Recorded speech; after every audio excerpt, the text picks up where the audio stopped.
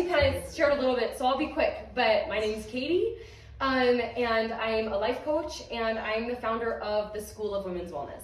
And inside this school, I teach and coach women how to take control of their minds so that they can create their best life possible. And one thing that I teach the students inside of my school, like first off, right when they come in, is what you're gonna learn today. And my students say all the time, they're like, Katie, I wish I knew this tool like when I was born. Like I wish I knew it like at the start of my life, because it would have made everything else easier. It would have helped me have so much more control, so much more peace and confidence in my life. And when I first learned these tools, y'all, I literally felt the same way. I'm like, this would have changed everything, but I'm so glad I know it now. We're all still pretty young, right? We're gonna know it now, and it's gonna help make our lives so much better. So before I share the tool, I'm gonna share a little story with you guys. It's gonna be 2 stories, actually. Story number 1 was a couple of months ago. This was how my day went. And it's kind of just, you know, a day in the life as a mom, but a series of unfortunate events also happened. So I woke up in the morning to the sound of my baby crying, which was okay. He woke up though at 5:30, which has been a regular occurrence lately, 5:30 a.m. And by the way, real quick, as I tell these 2 stories, I just want you to pay attention to the difference between them, okay? So this is story number 1. I wake up at 5:30 a.m. and I'm still nursing my baby. And so I get up and I nurse him. And my husband, he's still there sitting in bed, and he gets like a whole extra half hour of sleep while I nurse my baby. And any of you who nurse, maybe you felt the same way, like watch your husband chill while like you nurse your baby. And it's kind of draining, kind of exhausting, but it's okay, because right after that, I get to go to the gym, and that's like my free time, which by the way, I have some gym buddies over here. Anyways, but on my way to the gym, and y'all, like my gym hour is like my sacred hour. I'm turning onto a busy road, and I totally rear-ended somebody. It was so rough. I thought they were turning, but they slammed on their brakes, and I just, boom, ran right into them because I was looking the other way to get ready to turn. All the things. I was so bummed. And of course, it took away my gym hour because, you know, you have to deal with all of the things. And I just thought, oh my gosh, this should not have happened. I took away my 1 free hour of the day. Well, then I come home, and I'm like, okay, I'm still gonna be a good mom. I'm still gonna be here for my baby. And so my husband leaves to work, and I decide my baby was all dirty from my husband feeding him breakfast, and so we decided to take a bath. And I like taking a bath with him. It's just kind of fun. And so I got in the bath with him, and lesson learned, y'all, always put like a swim diaper on your baby in the bath. Because yeah, he decided to do a massive number 2 right there in the bath. Now my reflex skills, I'm pretty proud. Like, I teach kickboxing, so I was kind of reflexive, and I jumped right out of the bath, like right when I saw it coming. But still, it was a sight to see, and the water was not very pretty to look at. And I just thought, oh my gosh, of course, like this just adds on, like one thing after another. I'm exhausted from waking up at 5:30. I missed my gym hour. I have crap, literal crap, all over me. And then on top of that, later on, I have a cute friend group that invited us to go get lunch. And I love this friend group. We do so many things together. And I was like, oh my gosh, this is like what I need. I'm gonna go to lunch, okay? I'm gonna go to lunch. But then I realized, well, we don't have a car. We have 1 car. And Robbie took the car to work today. Sometimes he's home. And even if I got a ride from somebody, well, he has the car seat. So I'm stuck here with my baby. And I'm missing out on a social hour. And y'all, I literally broke down in tears right then and there. I'm like, oh my gosh, this day couldn't get any worse. I'm just missing out, and it's gone like nothing how I wanted it to go. Okay, whew, deep breath. That was story number 1. Now I'm gonna tell you guys story number 2. I woke up one morning, 5:30 a.m., to the sound of my baby crying. And you know what? 5:30 a.m., y'all, that's pretty tough. It's pretty tough. I get it. And nursing at 5:30 a.m. is pretty hard. But the thing is, I know that like I could stop nursing whenever I want to, but I've kind of just decided like I actually enjoy nursing in a couple of ways. Like I love being there for my baby, and I know he's only gonna be a little baby for so long, and so even though it's kind of a bummer to get up and wake up, like I choose to do it, and I'm down. And I've been taking it day by day, y'all, and it's been like a year. which is kind of crazy. I thought I wouldn't nurse at all. So I choose to do that. Then I get up and I go to the gym while my husband watches Charlie before he goes to work. And of course, as I'm turning onto a busy road, I rear end somebody. But here's the thing. Even though that's a big bummer, and yeah, we would all rather not rear end anybody or get in a crash or pay the finances that go along with that, I thought about this. I have become such a much better driver after rear-ending this person. Y'all, I drive with 2 hands on the wheel. And my mission companion knows that I didn't do that much on the mission. I drive with 2 hands on the wheel, I focus, and I'm like, you know what? What if I was supposed to get in this little tiny crash because one day, what if I could have gotten in a big crash? But this little tiny crash helped me become a good driver, and it's gonna prevent me from getting in something massive. Maybe that's worth missing 1 hour of the gym for just experiencing that life lesson that we all need. Okay, well then, you know what? I go home and I get in the bath with my baby, and of course he does a big number 2 in the bath, you know? But you know what? Of course I was bummed and sad at that, but now me and my husband literally laugh in tears anytime we think about that experience. Like, it's hilarious. And even though it's a bummer, life would be so dang boring if those things didn't happen. And it's a story that I get to tell all my friends, okay? And then after that, my dear friends in our friend group invited us to go to lunch.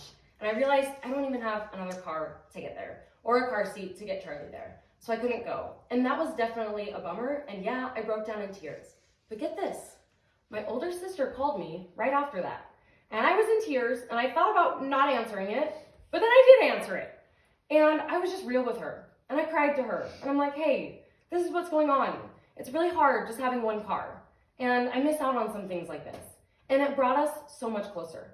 And if I had gone to that lunch, I wouldn't have had that experience with my sister, right? And so in the end, it all worked out.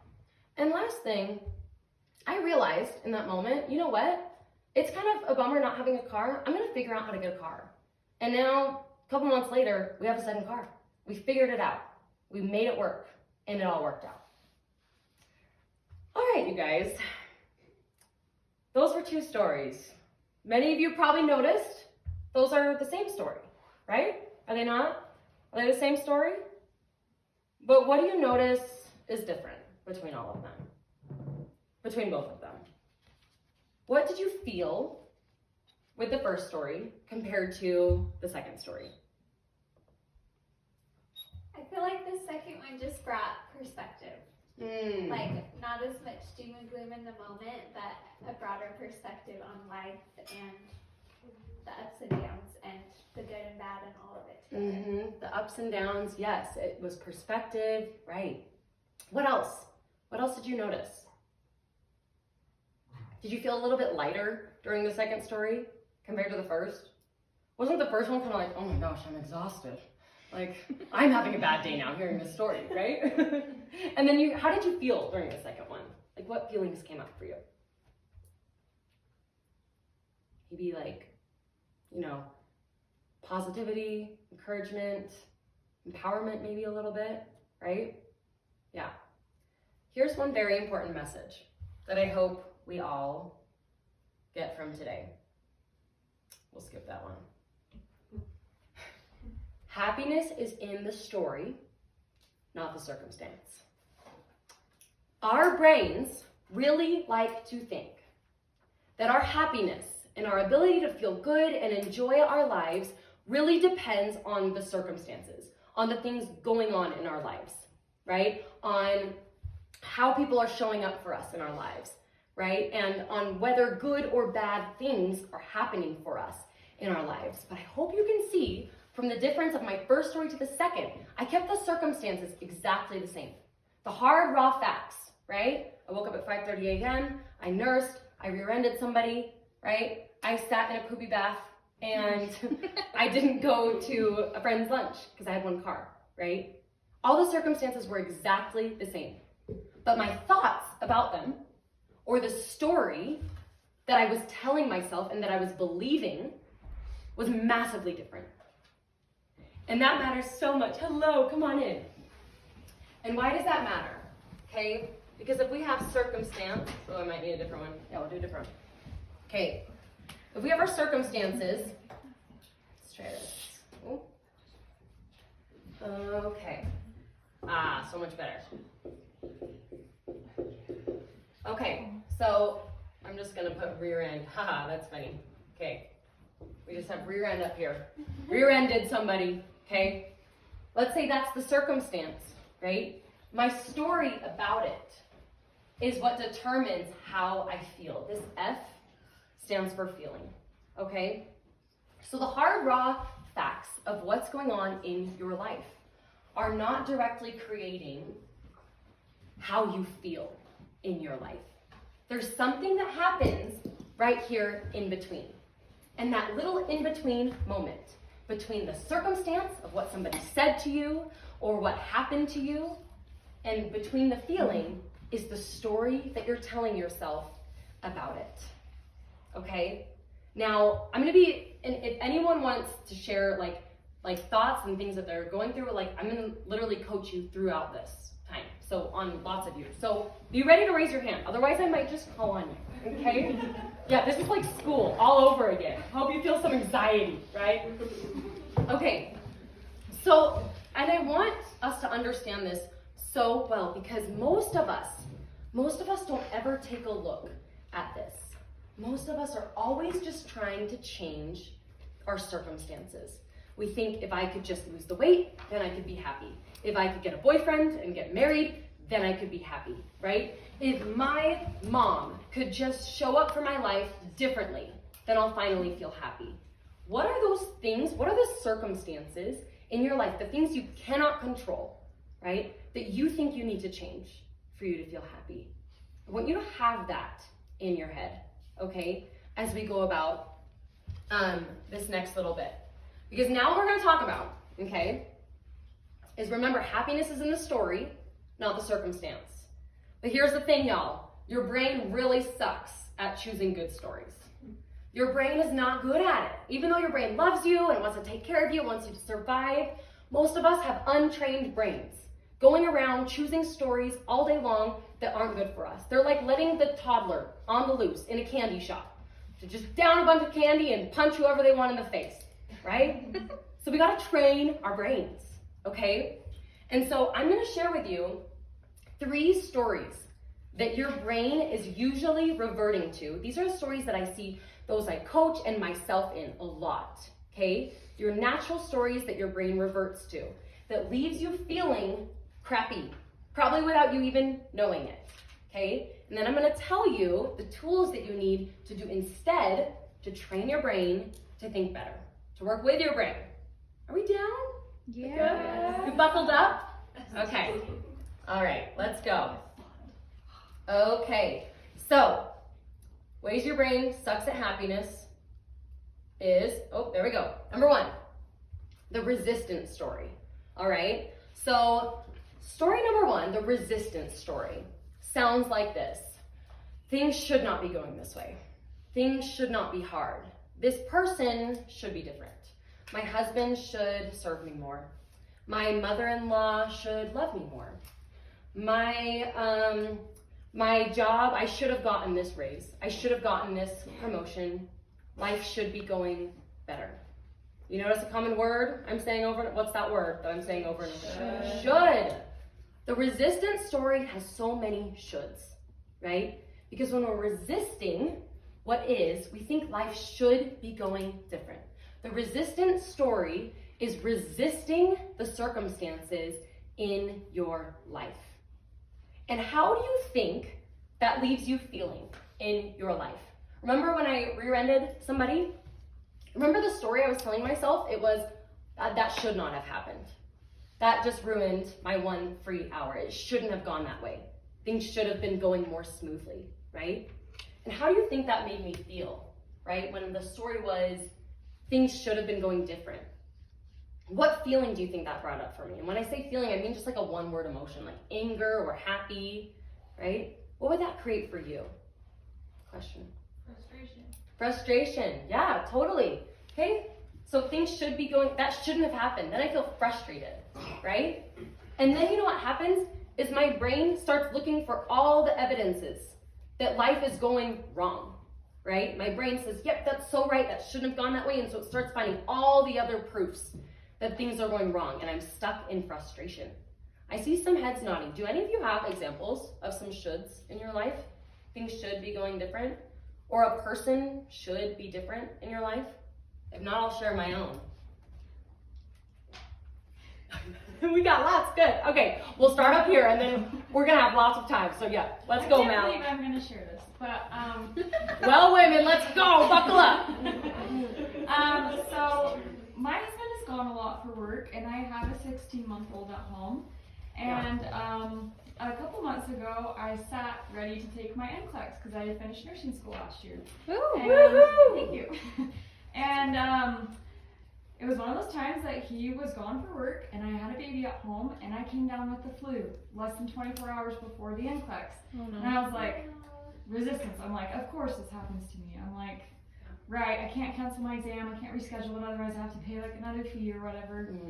And so I was able to find help for my baby. I dropped her off at my in-laws, and then I got no sleep that night. I still had to show up, take my NCLEX, and I failed. And I was like, of course, like this would happen to me. I'm the 1% that, fails their NCLEX the first time. And so I was just sitting there like super deflated. Yeah. But then the flip side is I sat in my car and I'm like, okay, I'm not stupid. Like, I know I could pass the NCLEX. It's just the circumstances. Jackson's out of town. I'm sick. I'm throwing up, trying not to puke during my exam. And I'm worried about my baby, who I didn't get to see at all last night. And so I realized my circumstances didn't lend to the outcome I wanted. But I was like, what can I do better next time? So I made sure Jackson was in town. Made sure I had childcare for the hours that I needed, and made sure that I did everything I could to be healthy leading up to the second time around, and it gave me more time to prepare and more time to what I think to be a better nurse. So Okay, it worked this out. is so good. This is So good. perfect example. Sorry, I right? just spilled it. Yeah, I'm gonna write. Give me 10 minutes to write every single word. Okay, what were some circumstances that you noticed? Okay, not her story. We're gonna practice this real quick. Okay, one circumstance, right, was she was taking her test. What's her test called again? NCLEX. And okay, I'm gonna say test. Yeah, it's the board. Okay, it's called test. Test. Okay, she's taking a test, right? What else? What were the circumstances that we heard? Flu. Boom, baby. Okay, she's about to take a test. She got the flu. Solo parent. Okay, I'm gonna put husband gone because I like to use, as neutral of words as possible. Okay. Anything else? Well, yeah, baby at home. Okay, what was her story? I put a T here for thought, by the way. Thought or story, same thing. Okay, what was the story that she was originally telling herself?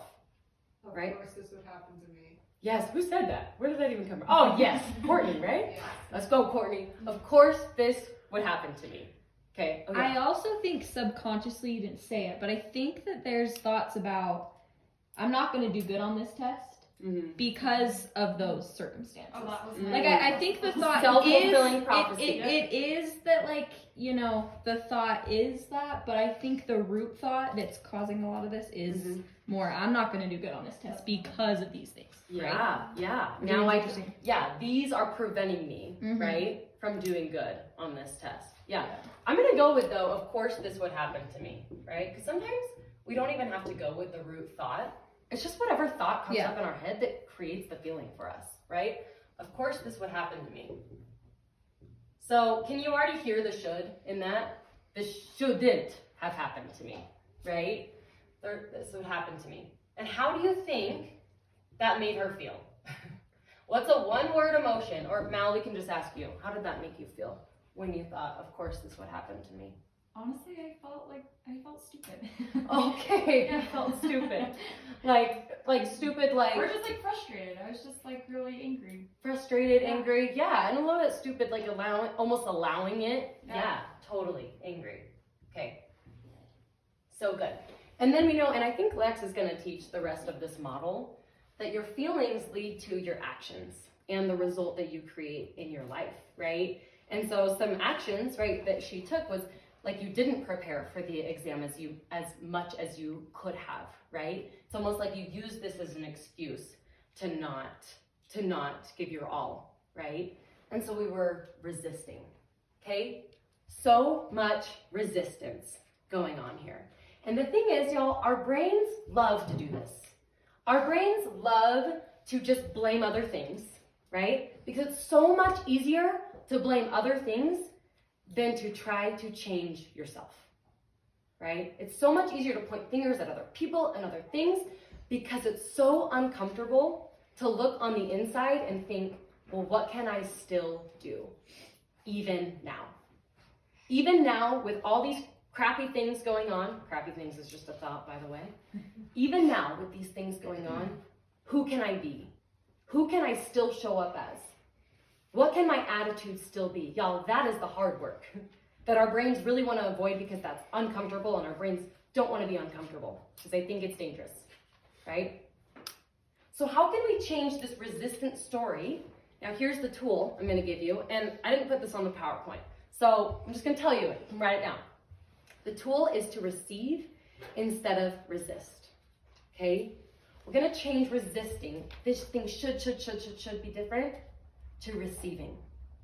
Receiving and allowing things to be as they are. As they are. And what that looks like, here's 3 words that you can add on to the end of a thought that'll help you receive things better in your life. And that's okay. Today was hard, and that's okay. I didn't get my hour at the gym today, and that's okay, right? I failed my test, and that's okay. And this doesn't mean that we're not gonna go make changes, that we're not gonna go make things better, or that you should feel so happy about it. It just means that you're letting things be what they are because you can't control this. You can control this. And how do you feel when you think, and that's okay, at the end of the thought? Can you just tell me, like, what's your emotions that come up? Who's that? Yeah, relief. Heard somewhere back there. Relief. Yeah. What else? It's temporary. It's temporary. Yeah, totally. It's temporary. Relief. I feel a sense of just calmness, almost hope, right? I practiced this especially with one person in my life that I had huge expectations on how they were supposed to show up for me in my life. For years, I felt like they were letting me down. And I realized I was just resisting who they are. I kept being surprised that this person continued to just be who they are. We do that all the time. We're surprised by people continuing to be themselves, right? And then I practiced receiving this person instead of resisting them. They are this way. And you know what is crazy? When I just changed me and my thoughts about them, it completely changed how I showed up in the relationship. I switched from passive aggressive to genuine and kind and real, right? And it transformed the entire relationship. And today, this person is one of my very best friends that I'm closest with. And the truth is, I don't know if they changed much. They're still very similar to how they were, but I changed a lot. And it changed everything. When we receive instead of resist, it's crazy how much power you actually have over your life. What we resist persists, but what we receive relieves. That was good. Came up with that myself. Okay, next one. We gotta go quick. Okay, I'm gonna go quick through this one. Well, who knows? All right, the next story is the fear-based story. Our brains really, really love to be afraid, right? And it makes sense because somewhere in our human existence, fear was so important. Like, we see a bear, we need to feel fear so that we run from the bear, right? But today, like 95% of the time when we feel fear, we're not running from a bear or an axe murderer or anything, okay? Most of the time, we're feeling fear because our brain is falsely predicting an alarm, right? It's predicting a false alarm, right? It thinks that something is going wrong when actually what's really happening most of the time is you're just doing something new, or you're just doing something you've never done before, or you're about to step into the unknown, right? Or you're trying to make a decision and your brain is like, oh my goodness, we've never done this before. The way we're doing things has kept us alive, right? You're like, well, no, I'm miserable. But your brain's like, no, but we're alive. So let's just keep things the same. And so it doesn't want you to go on that date. It doesn't want you to go start that business. It doesn't want you to go become get married or become a mother or do anything that's outside of your bubble because it thinks you're going to die, right? So your brain says 2 words to you. What if? What if it doesn't work out? What if they judge you? What if you completely make a fool of yourself, right? I think Lex and I, when we plan events like these, what ifs everywhere, right? All over the place. What if no one shows up, right? What are all the what if thoughts? Give me some examples. What are some what if thoughts that you have in your head? The fear. What if I never get married? What if I never get married? What if? What if? True. Yeah. Oh yeah. Okay. What if I'm the reason my kids end up in massive therapy? Yeah. What if I completely screw up my children, right? Totally. Oh, yep. Oh. What if I can't find a job? What if I can't find a job? Yeah, what if? And here's the thing, those questions in and of itself, I mean, they're not scary. But the reason they're scary is when we're not training our brain, our lower brain, our natural caveman brain answers those questions. Okay? Our lower brain answers them when we're not paying attention. They answer them and they say, well, what if I don't get married? Well, you're going to be alone forever and that would be terrible and you're going to cry every single day of your life, right? What if I don't find a job? Well, you are going to end up on the streets alone, begging, and none of your friends are going to come help you. I know it. Yep, that's right. Right? What if you screw up your kids? Well, we are all going to point fingers at you and laugh at you and say you're a failure, right? What if? And your brain answers it. And that's why it's so scary. And so that's why we have to train our brain to get out of fear. Because when we're living in fear, first of all, it's just not very fun. But then we actually end up, we talked about self-fulfilling prophecy, right? We actually end up creating some form of that in our lives when we're living our lives out of fear, when we're making decisions out of fear, okay? So here's how we answer it. First of all, when you notice a what if in your mind, here's the tool for you. You just answer it, but not with your lower brain, not with that reactive part of your brain. You answer it with your higher brain. And so it sounds like, well, what if, what was that? What if I don't get married? Well, Lex, how would you answer that with your higher brain? I would answer it with, I know that I have a Father in heaven who loves me, and I know that it's all going to work out in the exact time that it's supposed to. Amen. I know it's all going to work out. Hey, brain, I know you're scared. I got you. I get it. But actually, I have a God who knows me perfectly. And it'd be pretty crazy if he kind of forgot to plan who my husband was. I think he did already. So I think we're good there, brain. Yeah, I love it. What if I don't get a job? Whitney, what would you say? What's your higher brain answer to that? Maybe the reason why things haven't worked out with the jobs I've applied for is because there's something else out there for me. There's something else. There's totally something else. Right. Well, yeah, what if I don't get a job? Well, what if there's something else? What if there's an open door somewhere else? Did I see a hand? No, I'm sorry, I was rubbing my neck. Okay, well now you have to have a comment for us. So good. So then here's another sentence to go through, and write this one down too. This is a go-to for me. I'm willing to blank and trust that blank. Okay?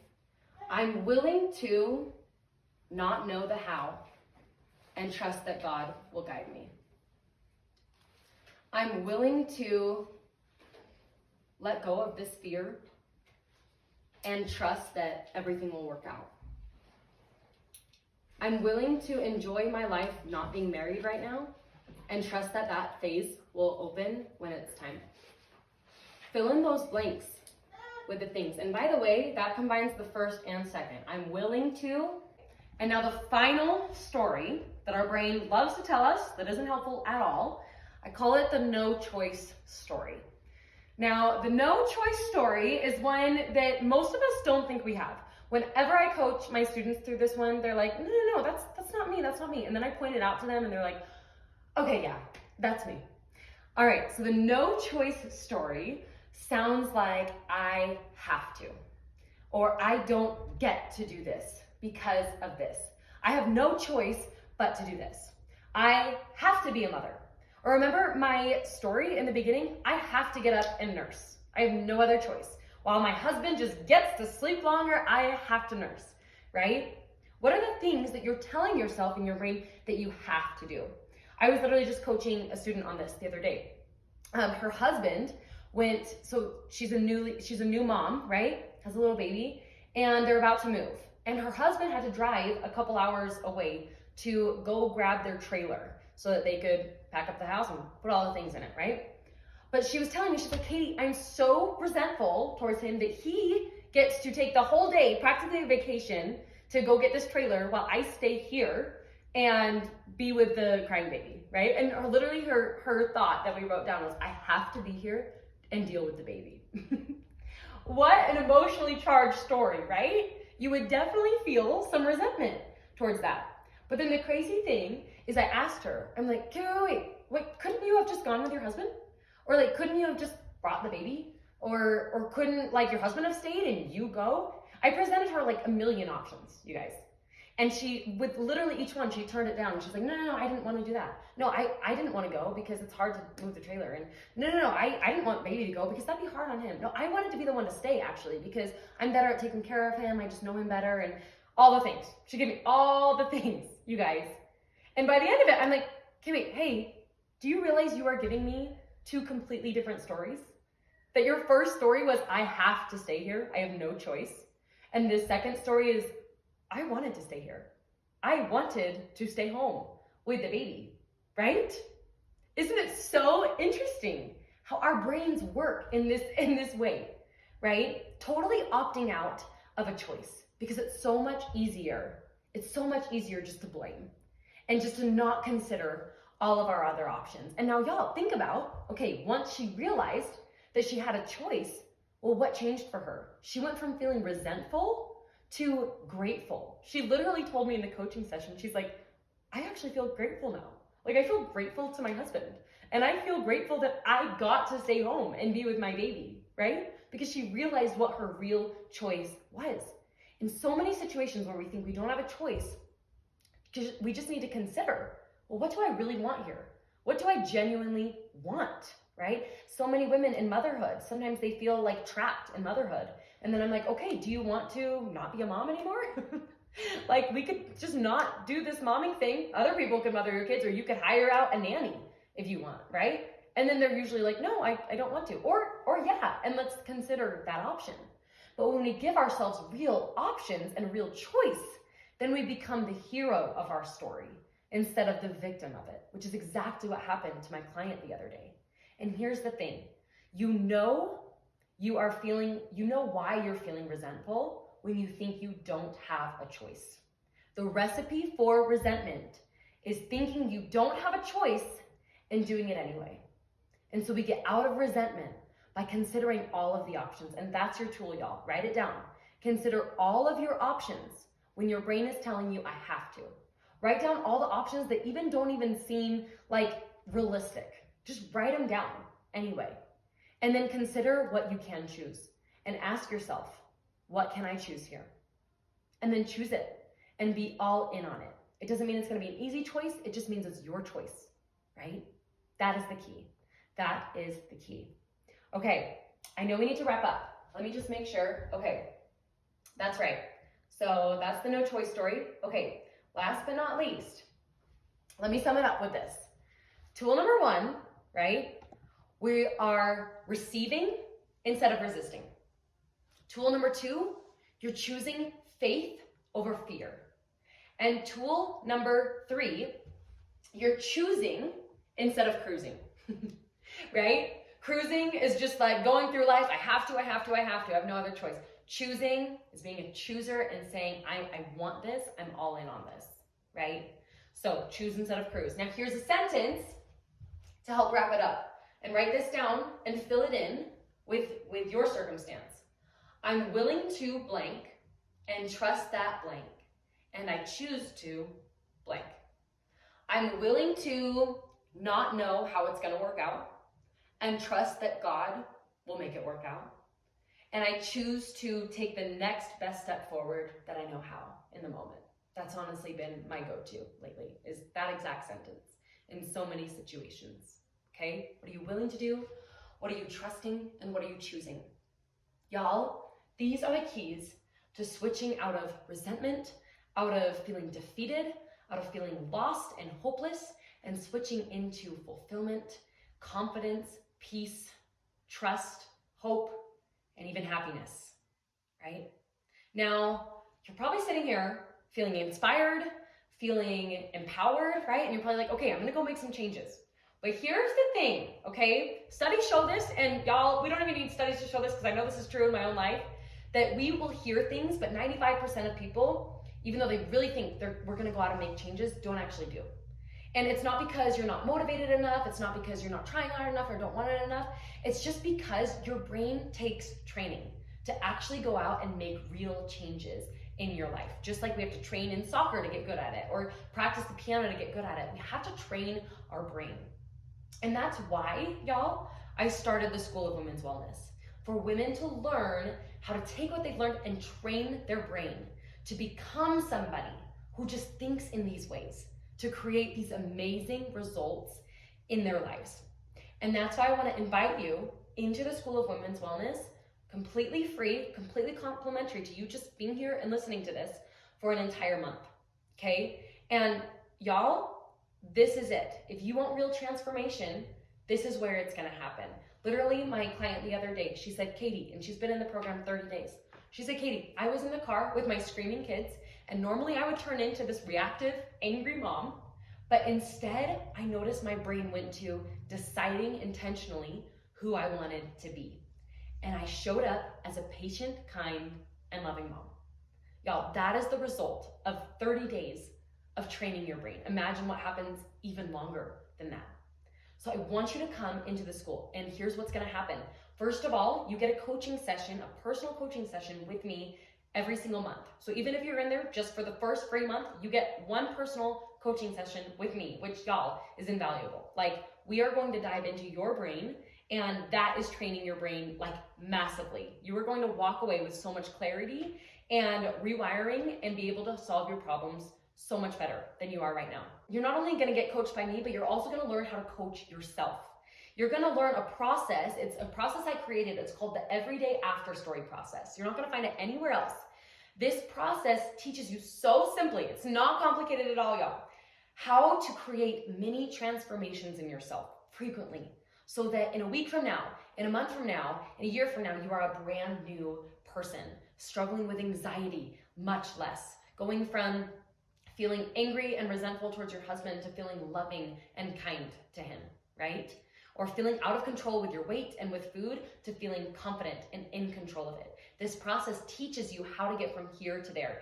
And my student literally just said the other day, she's like, this process is addictive because I feel so accomplished and so proud of myself. Like, I want to keep doing it over and over again. And that's the goal. And on top of all of that, last but not least, I teach a workshop every single week on all sorts of things. I research so hard on all sorts of subjects that you guys want to learn about, and I go all in on you, and I create a workshop on it, and you get to listen to it and learn from it, okay? This school is the ultimate place where you transform into a brand new person, all right? And so how to sign up?